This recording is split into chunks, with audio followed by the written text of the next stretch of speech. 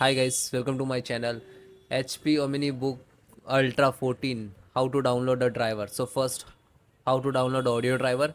So open any Google search box to type like that, and then go to this official website support.hp.com and right click to update.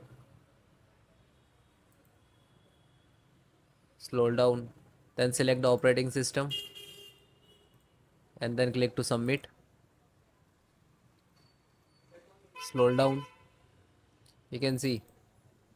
So this is audio extract audio SD audio driver. Okay, and click to download. After that it will start downloading. You can see 626 MB audio driver, so you have to wait some time and depend about your internet speed. Okay, then it is completed. Single click open to exe audio driver.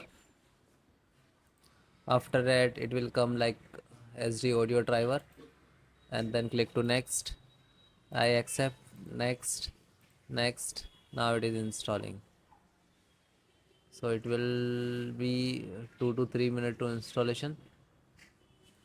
Then it is installing in the background, and after that restart your system guys. Thank you.